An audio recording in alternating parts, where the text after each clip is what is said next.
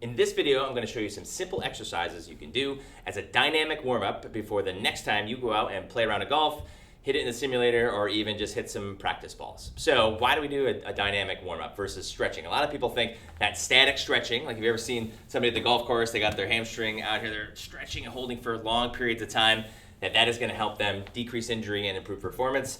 It actually doesn't. So static stretching, long prolonged holds before any physical activity, but golf as well, has not been proven to decrease injury and actually will decrease your performance. What's better is a dynamic warm-up, kind of preparing yourself, the body for activity. So in golf, there's a lot of parts of the entire body that are being used, so we got to warm up the whole body. So I'm going to show you a couple things here. No shortage of dynamic warm-ups you can find on the internet. Pick the ones that you like, that you feel are most effective for your golf game to get you warmed up and use those. You don't have to do all of these every time you go out, but you pick the ones that you like. So first what we're gonna do is really simple ankle circles. So from here, you're just gonna plant your toe in the ground, and then you're just gonna make big circles with your ankle. Okay, so kind of going around there, going clockwise, going counterclockwise, doing 20, 30 of those each side before you hit some balls is a good idea. Next one we're gonna do is a standing cars exercise. So that is an articular exercise for the hip. So you can put your hand up against a wall, bench, tree, whatever you got around the golf course or wherever you're at for a little bit of balance. And all you're gonna do is bring hip up as far as you can go. And then you're gonna bring hip out to the side as far as you can go. And then you're gonna do what's called internal rotation of your hip as far as you can go.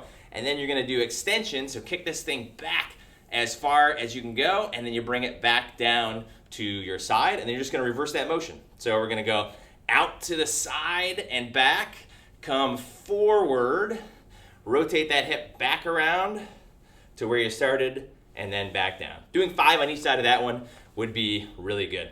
A Piriformis stretch that you can do is kind of muscles on the back side of your hip, and you might be a little bit familiar with this kind of exercise. Find somewhere to sit, probably a bench on the first tee. And what you're gonna do is just cross one leg over the other. So your ankle's about at your knee.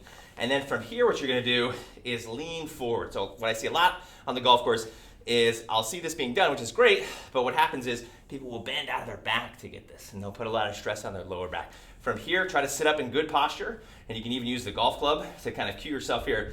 Push this golf club forward, and as you do that, then you'll feel kind of some pull on the outside of your hip. As long as you're feeling pull on the outside of the hip, you know you're doing that exercise well. So you're just kind of leaning forward, holding for a couple seconds, and then coming back. Leaning forward, holding for a couple seconds, and coming back, and obviously doing that on both sides.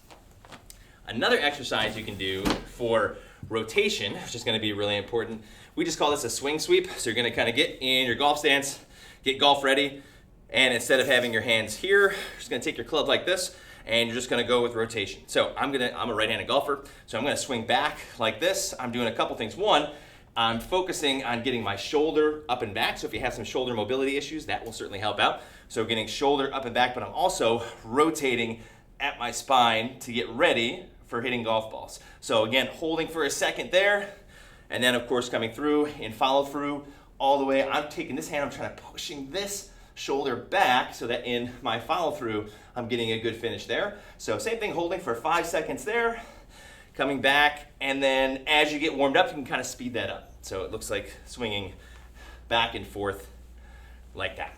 All right, hope that was helpful. Try to do a dynamic warm-up. It shouldn't take you more than a couple minutes before your golf round, and it's a really good investment to make sure that you're actually doing things that decrease your chance of injury before you hit balls. All right, I hope that information was good. If you guys like this information, then just like and subscribe to this video, subscribe to our YouTube channel. You'll get more information just like this. All right, good luck in your next round, and I'll talk to you soon.